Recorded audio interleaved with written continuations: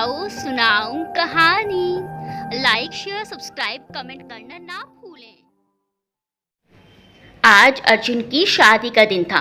पूरा घर रंग बिरंगी लाइटों और झालरों से दुल्हन की तरह सजा जगमगा रहा था। मोहल्ले की औरतें विवाह के गीत गाते हुए ढोलकी की ताल पर खुशी से झूम रही थी। खुशियां घर के कोने कोने से उमड़ कर आ रही थी और पूरे घर में रौनक ही रौनक थी। लेकिन यह रौनक अधूरी थी।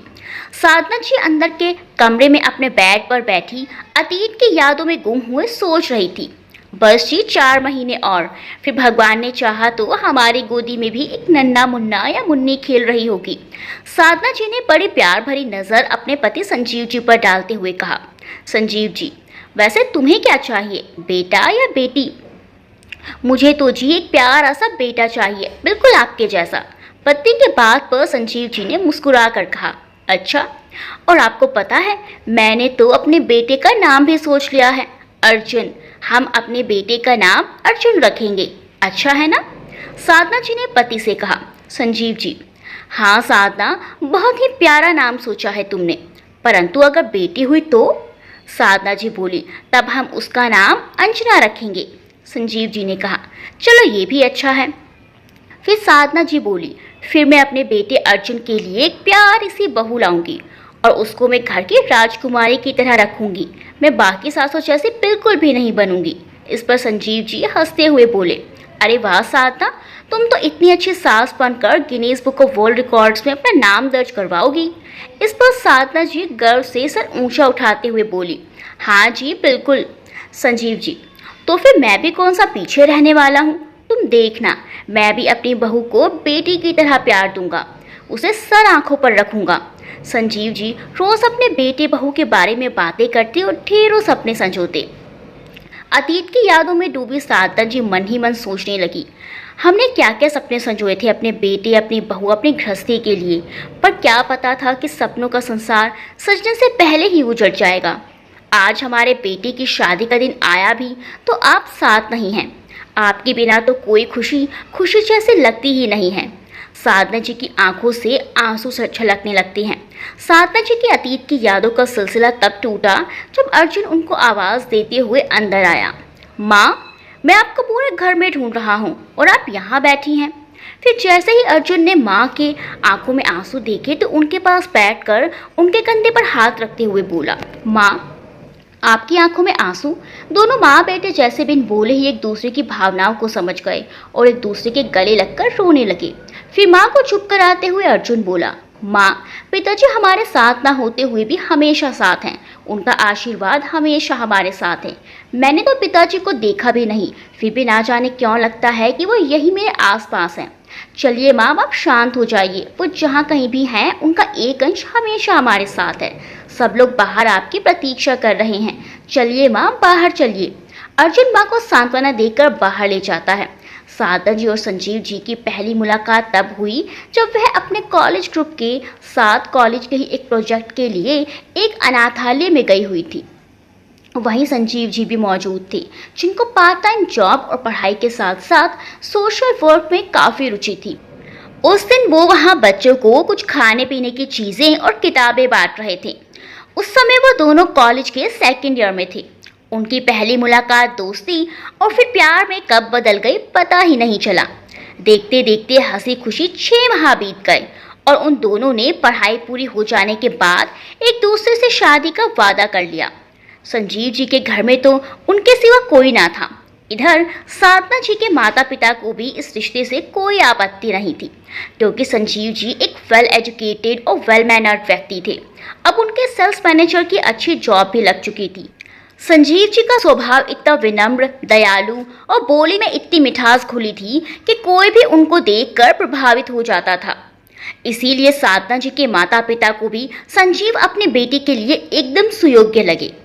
अब पढ़ाई पूरी होने के बाद दोनों की शादी पूरे विधि विधान के साथ संपन्न हुई और दोनों ने अपने सपनों का एक छोटा सा संसार बसाया, जहां बस खुशियां और प्यार था। संजीव जी की जान बसती थी अपनी पत्नी में।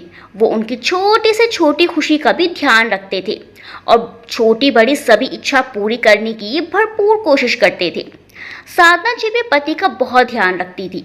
दोनों पति पत्नी के बीच अत्यधिक प्रेम था। उनकी खुशी तब दोगुनी हो गई जब पता चला कि साधना जी मां बनने वाली हैं। दोनों ने आने वाले नन्हे मेहमान और आने वाले कल के लिए ना जाने कितने सपने संजोए थे, और खुशी खुशी समय यूं ही बीतता जा रहा था कि अचानक एक तूफान सब कुछ बहा ले गया। एक ऐसी अनहोनी घटना घटी जिसकी कल्पना साधना और संजीव जी ने सपने में भी नहीं की थी। संजीव जी सेल्स मैनेजर के जॉब के कारण दूसरे शहरों में जाते रहते थे। एक दिन ऐसे ही वे किसी दूसरे शहर गए हुए थे। शाम का समय था कि रोड क्रॉस करते समय एक तेज स्पीड से आता हुआ ट्रक संजीव जी को टक्कर मारकर चला गया। संजीव जी पीड़ा से कराह उठे। वो सड़क पर पड़े तड़प रहे थे कि देखते ही देखते उनके चारों ओर भीड़ जमा हो गई। उसी भीड़ में से किसी भले मानस ने एम्बुलेंस को फोन कर उन्हें हॉस्पिटल पहुंचा दिया। ट्रक के टक्कर लग जाने से डॉक्टर को मजबूरन उनकी एक टांग काटनी पड़ी। जब संजीव जी को होश आया तो उन्होंने अपनी एक टांग ना पाकर वे पागलों की तरह चिल्ला उठे और तड़प तड़प कर रोने लगे। डॉक्टर्स ने किसी तरह उनको संभाला और चुप कराया। डॉक्टर्स के काफ़ी समझाने के बाद उन्होंने खुद को आगे के ट्रीटमेंट के लिए बड़ी ही मुश्किल से मानसिक रूप से तैयार किया। उधर साधना जी संजीव जी के निर्धारित समय से काफ़ी देर बाद भी न आने पर हड़बड़ा उठी। वो कभी दीवार पर लगी घड़ी में समय देखती तो कभी बार बार दरवाजे की तरफ देखती। वह बेचैनी की हालत में कभी दरवाजे तक जाती, कभी फिर से अंदर आ जाती। सर्दी के मौसम में भी उनका शरीर पसीने से तर हो गया था। जब रात तक भी संजीव जी घर नहीं लौटे तो उन्होंने उनके ऑफिस फ़ोन करके पता किया, जहां से उनको कोई खास जानकारी नहीं मिली। अपने माता पिता के साथ मिलकर साधना जी उनको पागलों की तरह ढूंढने लगी। उनके ऑफिस गई, उनके सहयोगियों से पूछा, सारे दोस्तों और रिश्तेदारों से भी पूछा, पुलिस में गुमशुदगी की रिपोर्ट लिखवाई।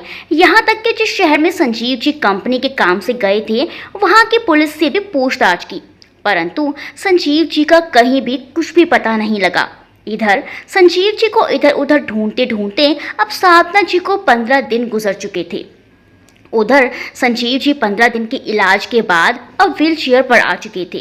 एक दिन व्हीलचेयर पर बैठे हुए उदासी से अपनी एक टांग को देखते हुए सोचने लगे, हे भगवान, भाग्य ने ये कैसा अन्याय किया है मेरे साथ। अब मैं क्या करूं, कहाँ जाऊं? यदि ऐसे में साधना के पास गया तो उस पर क्या गुजरेगी? वह तो बेचारी जीते जी ही मर जाएगी। कहीं सदमे में हमारे होने वाले बच्चे को कुछ हो गया तो? नहीं नहीं, मैं साधना के पास नहीं जा सकता। मैं जीवन भर उस पर बोझ बनकर उसके जीवन को और कठिन नहीं बना सकता। नहीं नहीं, मैं ऐसी गलती कभी नहीं करूँगा। यह कठिन निश्चय मुझे लेना ही होगा, साधना और अपने आने वाले बच्चे की भलाई के लिए। साधना बड़ी समझदार और हिम्मत वाली लड़की है। वह किसी तरह खुद को और हमारे आने वाले बच्चे को संभाल ही लेगी, और फिर उसे मेरे बिना जीने की आदत हो ही जाएगी। हाँ, यही सही है। उस पर बोझ बनने से अच्छा है कि मैं उसके पास ही ना जाऊं। यह निश्चय कर संजीव जी किसी और शहर में जाकर एक आश्रम में गुमनामी में अपना जीवन जीने लगे। अगर कोई इंसान भगवान को प्यारा हो जाता है तो उसके परिवार वालों और सगे संबंधियों को यह सोचकर संतुष्टि हो जाती है कि वह इंसान अब दूसरी दुनिया में भगवान के पास है। परंतु साधना जी को संतुष्टि होती तो होती कैसे? उनकी स्थिति तो जैसे पागलों सी हो गई थी। उनको ऐसी स्थिति में अकेला छोड़ना उनके माता पिता ने सही नहीं समझा। वो अपने बेटे को अपने साथ ले गए, पर साधना जी सदमे से बाहर ही नहीं निकल पा रही थी। साधना जी की नज़र हमेशा दरवाजे पर रहती। दरवाजे पर हल्की सी भी दस्तक होती तो दौड़कर दरवाज़ा खोलती कि कहीं संजीव न आए हों। हर समय उनके मन में हजारों सवाल टिक टिक करते रहती कि आखिर संजीव कहाँ गए? क्या वो किसी दुर्घटना का शिकार हो गए? कहीं कोई अनहोनी घटना तो उनके साथ नहीं घट गई? कहीं किसी ने कोई नुकसान न पहुंचा दिया हो उनको? पता नहीं वो कहाँ होंगे, जीवित भी होंगे या नहीं। इन्हीं सवालों की कश्मकश में उलझे और पति का इंतजार करते करते साधना जी ने गर्भावस्था के 9 महीने भी पूरे कर लिए और फिर अर्जुन को जन्म दिया। उनको लगा जैसे भगवान ने अर्जुन के रूप में संजीव को ही उनके पास लौटा दिया है। अर्जुन की प्यार भरी मुस्कान ने उनकी पीड़ा कुछ तो कम की। अब वो अपने बेटे को देख देख कर जीती। अर्जुन ने उन्हें संजीव का अक्स दिखाई देता था। उनके मन में पति के वापस आने की जो उम्मीद थी अब वो भी कहीं ना कहीं गुम होने लगी थी। उधर संजीव जी भी काफी समय तक अपने साथ हुई अनहोनी और पत्नी और बच्चे से बिछड़ने की पीड़ा में काफी समय तक सदमे में रहे कि अचानक उनके ज़मीर ने उन्हें झंझोड़ते हुए कहा, संजीव, ऐसे कब तक तो इस अग्नि में खुद को जलाता रहेगा? भगवान ने तेरी एक टांग ली है, परंतु तेरे सामने अभी पूरा जीवन पड़ा है जिसे इस व्हील चेयर पर बैठे बैठे नहीं गुजारा जा सकता। तू एक पढ़ा लिखा नौजवान है, ऐसे व्हील चेयर पर बैठने से अच्छा है कि मैं कुछ काम करूं। बस यही सोचकर संजीव जी ने आश्रम से जुड़ी एक शेयर एंड केयर फाउंडेशन में एक सोशल वर्कर के तौर पर काम करना शुरू कर दिया। उधर अर्जुन थोड़ा बड़ा हुआ तो साधना जी को लगा कि कहीं वे अपने माता पिता पर बोझ ना बन जाएं। यही सोचकर वो अर्जुन के 5 बरस होने के बाद वापस अपने घर आ गई। घर आकर संजीव जी के बिना उस घर में रहना उनके लिए दूभर हो गया। संजीव जी की यादें उन्हें दिन रात कचोटती रहती, घर की दीवारें उन्हें जैसे खाने को दौड़ती। इसीलिए वो ये घर बेचकर दूसरे शहर में आ बसी और अर्जुन की अच्छी परवरिश करने के लिए एक स्कूल में अध्यापिका के तौर पर पढ़ाने लगी। और देखते ही देखते 25 बरस बीत गए। अर्जुन की भी अब एक मल्टीनेशनल कंपनी में अच्छी जॉब लग चुकी थी। जॉब लगने के बाद उसने अपनी माँ की अध्यापिका की नौकरी भी छुड़वा दी थी। और आज दिन था अर्जुन की शादी का। अर्जुन और प्रीति की शादी पूरे विधि विधान के साथ संपन्न हुई। प्रीति एक बहुत ही सुंदर, सुशील, चंचल और अच्छे संस्कारों वाली लड़की थी। उसके घर में आने से जैसे पूरे घर में खुशी का माहौल रहने लगा। एक पतिव्रता होने के साथ साथ वो एक अच्छी बहू भी साबित हुई। साधना जी को वह सास माँ नहीं, माँ की ही तरह आदर सम्मान देती और यह सोचकर कि ससुर जी तो इस दुनिया में नहीं रहे, कम से कम सास माँ की सेवा करके ही कुछ पुण्य कमा लूं, उनकी खूब सेवा करती। साधना जी भी उसे अपनी बेटी की तरह स्नेह देती। साधना जी की एक आवाज़ पर प्रीति दौड़ी चली आती थी। साधना जी को हल्का सा बुखार जुकाम भी होता तो वो सास माँ के लिए कभी काढ़ा बनाती तो कभी गर्म गर्म सूप बनाकर लाती और अपने हाथों से उन्हें खिलाती। उनका रिश्ता सास बहू जैसा नहीं बल्कि माँ बेटी जैसा था। एक दिन प्रीति बातें करते करते साधना जी से बोली, मम्मी जी, घर में हम 3 ही तो लोग हैं, काम भी ज़्यादा नहीं होता, इसीलिए मैं पूरा दिन बोर हो जाती हूँ। क्यों ना घर में बैठे बैठे ही कुछ काम कर लूँ, जिससे मेरा अच्छा समय व्यतीत हो जाएगा और फिर बोरियत भी नहीं होगी। साधना जी, बेटा, यह तो बड़ा अच्छा आइडिया है। अगर तुम कुछ करना चाहती हो तो अच्छी बात है। प्रीति उत्साहित होते हुए बोली, हाँ मम्मी जी, शेयर एंड केयर करके एक NGO है जो अनाथ बच्चों, बुजुर्गों, विधवाओं के लिए और समाज में फैली अनेक प्रकार की सामाजिक कुरीतियों को मिटाने के लिए काम करती है। इस NGO में जॉब का अच्छा अवसर है। बस घर बैठे काम करना है और सप्ताह में 1-2 बार NGO में विजिट करना है। सप्ताह में हमें एक टारगेट दिया जाएगा जिसको हमें अपनी टीम के साथ मिलकर पूरा करना होगा। प्रीति की बात सुन साधना जी बोली, जॉब तो बड़ी अच्छी है, इसी बहाने तुम समाज में अपना भी कुछ योगदान दे पाओगी। यह कहकर साधना जी ने प्रीति को NGO में जॉब करने की परमिशन दे दी। अर्जुन को भी प्रीति के जॉब करने से कोई भी आपत्ति नहीं थी, इसीलिए प्रीति ने जॉब ज्वाइन कर ली और घर बैठे बैठे ही अपने लैपटॉप से काम करना शुरू कर दिया। 15 दिन बाद प्रीति को NGO की तरफ से उसी शहर के आश्रम में जाने का टारगेट मिला जहां संजीव जी रह रहे थे। जब प्रीति अपनी टीम के साथ NGO गई तो उसकी मुलाकात व्हीलचेयर पर बैठे एक 50 वर्षीय व्यक्ति से हुई। प्रीति की टीम के हेड ने व्हीलचेयर पर बैठे उस व्यक्ति से सबका औपचारिक परिचय कराते हुए बताया कि ये संजीव जी हैं, जो कि पिछले 25 सालों से हमारे NGO में एक सामाजिक कार्यकर्ता के रूप में काम कर रहे हैं। इन्होंने हमारे NGO और समाज में काफ़ी योगदान दिया है।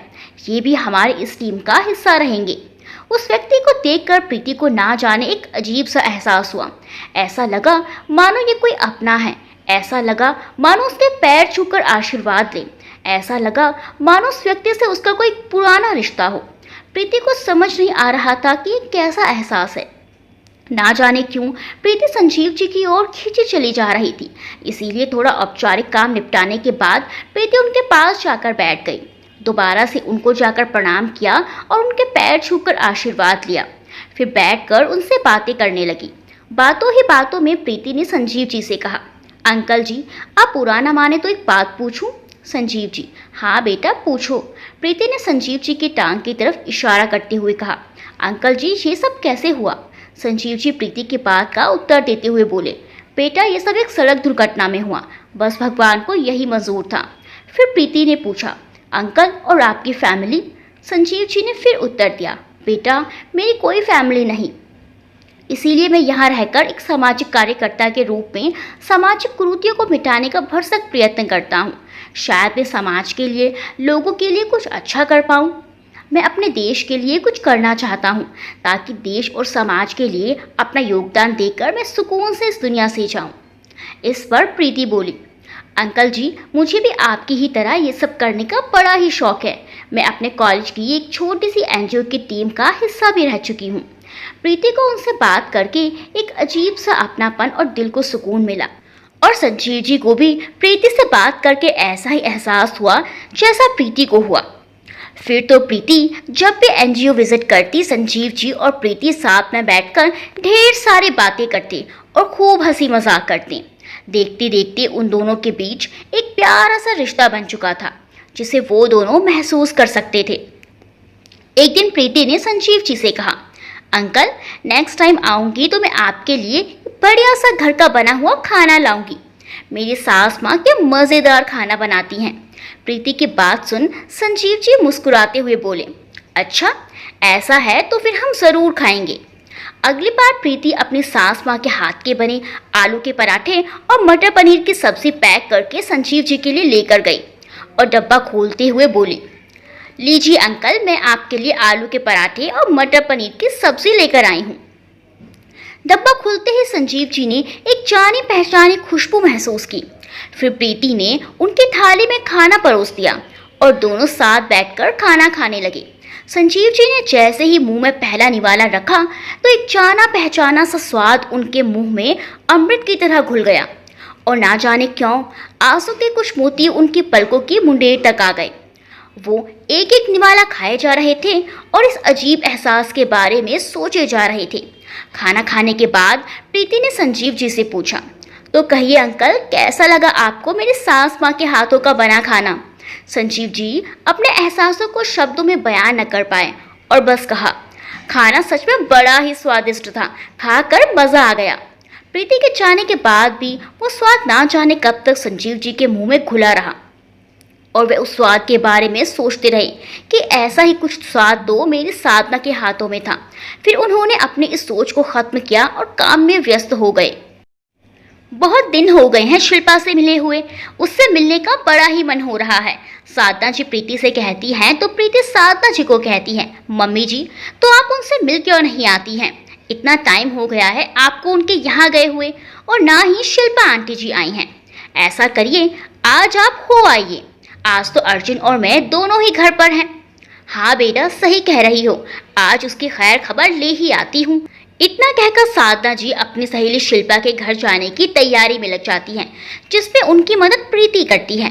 साधना जी जब इस शहर में आई थी और जिस स्कूल में अध्यापिका की नौकरी की तो उसी स्कूल में शिल्पा जी भी अध्यापिका थी। तब शिल्पा जी ने उनका बड़ा ही साथ दिया था, तभी से दोनों में गहरी मित्रता हो गई थी।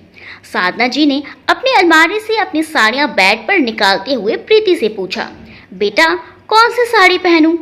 प्रीति ने बेड पर पड़ी हुई साड़ियों में से लाइट पिंक कलर की साड़ी खुद पर रखते हुए कहा, मम्मी जी आप यह वाली साड़ी पहनकर जाइए ना, शिल्पा आंटी जी भी आपको देखती रह जाएंगी।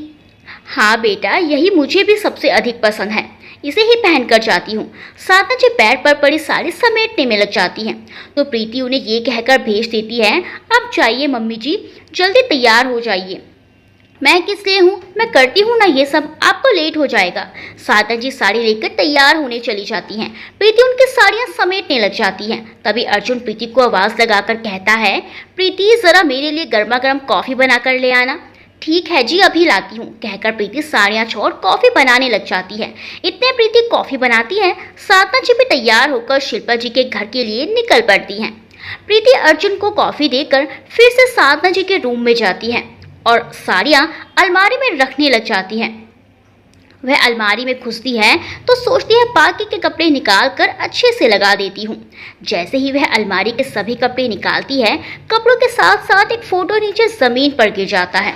जैसे ही प्रीति जमीन से उस फोटो को उठाती है और उठाकर अलमारी में रखने वाली ही होती है, उसकी नज़र फोटो पर पड़ती है।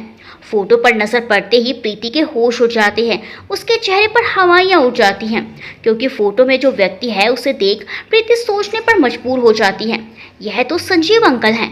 यह मम्मी जी के साथ इस फोटो में क्यों हैं? क्या संजीव अंकल ही मेरे ससुर जी हैं? लेकिन मुझे तो मम्मी जी ने बताया था कि मेरे ससुर जी अब इस दुनिया में नहीं हैं, तो यह जीवित कैसे? यह कैसे संभव है? आखिर क्या है ये सब? मुझसे क्या छुपाया जा रहा है? प्रीति वहीं खड़े खड़े खुद से ये सवाल किए जा रही थी। वह फोटो लेकर अर्जुन के पास गई और उसके पास बैठकर उसे वो फोटो दिखाते हुए पूछने लगी, अर्जुन, फोटो में ये व्यक्ति कौन है? अर्जुन प्रीति के हाथ से फोटो लेता और देखते ही भावुक होकर बोलता है, यही तो मेरे पिताजी हैं, जिन्हें मैं हर दिन मिस करता हूँ। मेरे बड़ा होने से पहले ही वो इस दुनिया में हमें अकेला छोड़कर चले गए। प्रीति, लेकिन अर्जुन, पापा को क्या हुआ था? अर्जुन, माँ बताती हैं कि उन्हें हार्ट अटैक आया था। प्रीति अर्जुन से अपने सवालों का जवाब ढूंढने की कोशिश करती है, लेकिन उसे अर्जुन से भी सटीक जवाब नहीं मिलता है। अर्जुन की आंखों में आंसू छलक आते हैं। प्रीति उत्साहित होकर बोलने ही वाली थी कि पापा जीवित हैं, लेकिन उसने खुद को रोक लिया और सोचने लगी कि पहले मुझे जानना होगा आखिर हुआ क्या था। मम्मी जी ने तो अर्जुन से भी छुपाया हुआ है। आखिर बात क्या है, इसका पता मुझे खुद ही लगाना होगा। और वो फोटो उसी जगह रख देती हैं। शाम में जब साधना जी शिल्पा जी के यहाँ से आ गई तो तीनों ने मिलकर खाना खाया।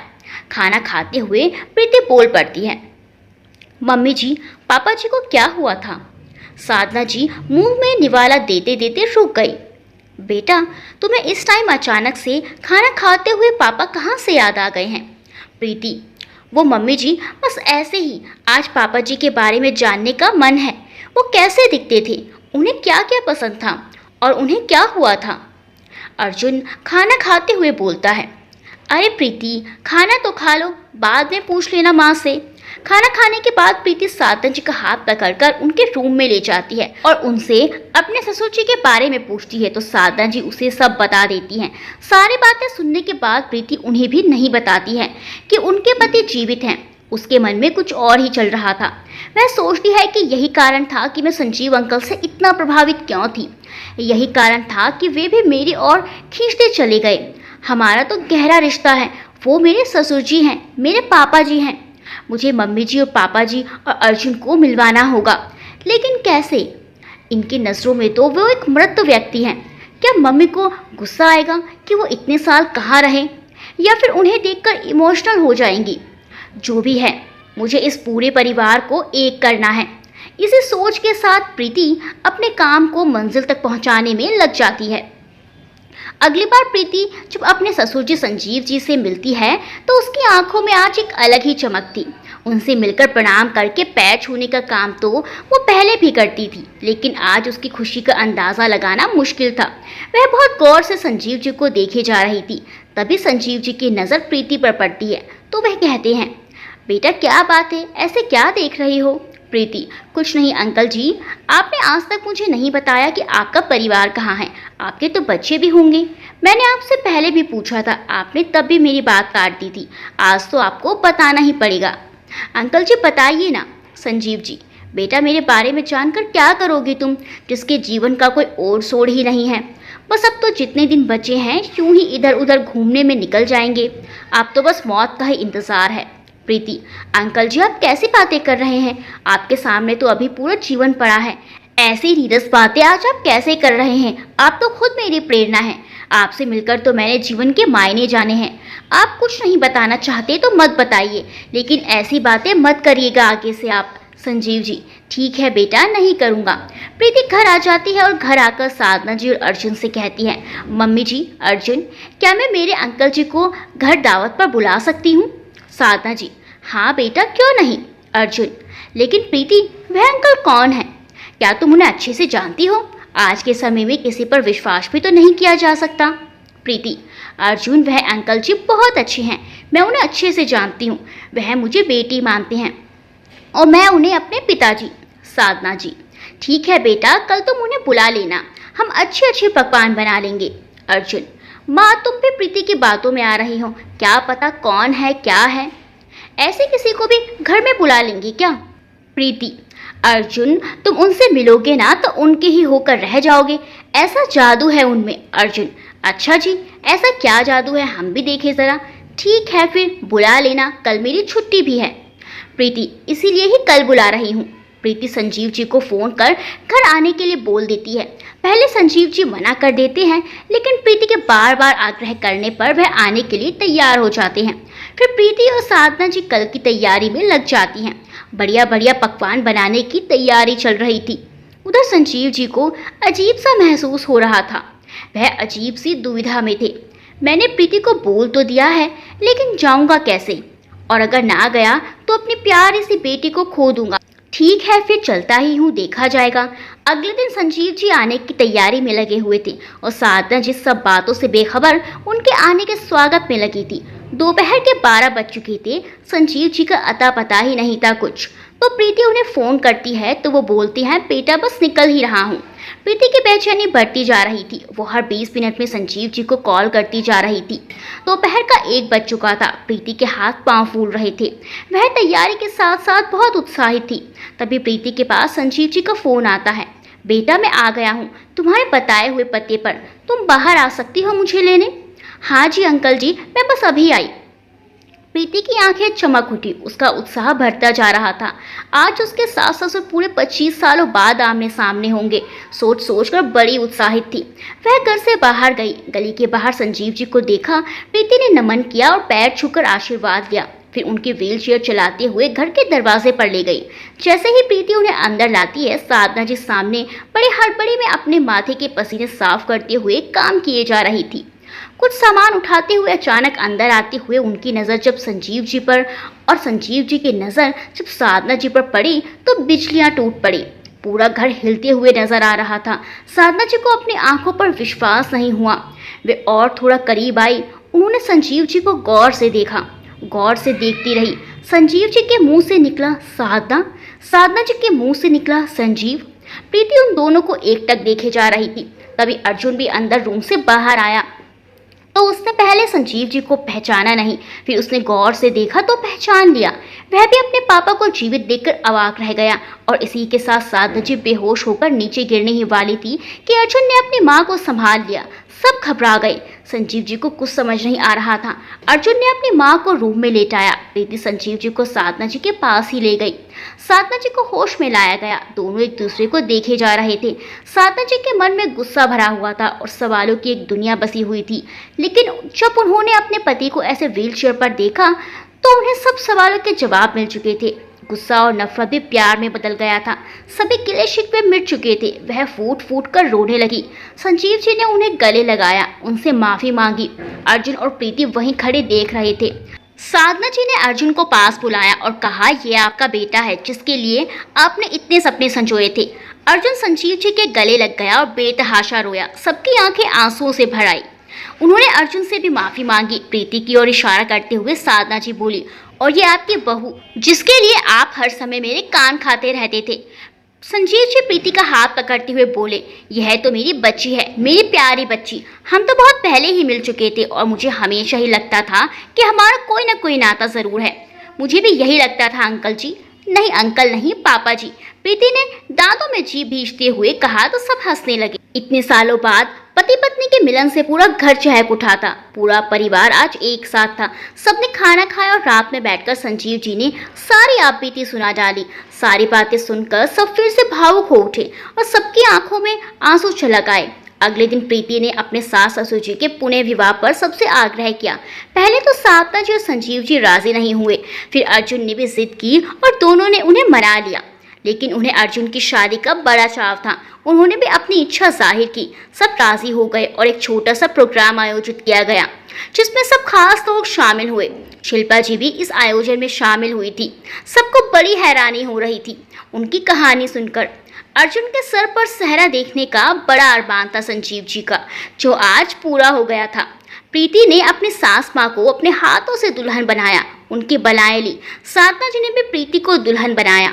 दोनों एक दूसरे को देखकर भावुक हो उठी। दोनों एक दूसरे के गले मिल खुशी के आंसू बहा रही थी। दोनों के विवाह का कार्यक्रम संपन्न हुआ। एक छोटा सा सुखी संसार संजीव जी और साधना जी के सामने था। वह अपने परिवार को देख देख कर जीते। बिछड़ने के बाद उनके मिलन की खुशी का अंदाजा लगाना भी मुश्किल था। प्रीति ने जो सोचा वो कर दिखाया आज। उसने एक पति पत्नी, एक बाप बेटे का मिलन कराकर बहुत पुण्य का काम किया। वह खुद को बहुत धनी महसूस कर रही थी, वो भी इसी परिवार का हिस्सा है। उसने जो भी किया उसमें भगवान ने पूरा साथ दिया। उसने भगवान के सामने शीश झुकाया और भगवान का बहुत बहुत धन्यवाद किया। दोस्तों, वीडियो को लाइक करना बिल्कुल ना भूलें। मिलते हैं अगली वीडियो में अच्छी सी कहानी के साथ। तब तक के लिए बाय बाय।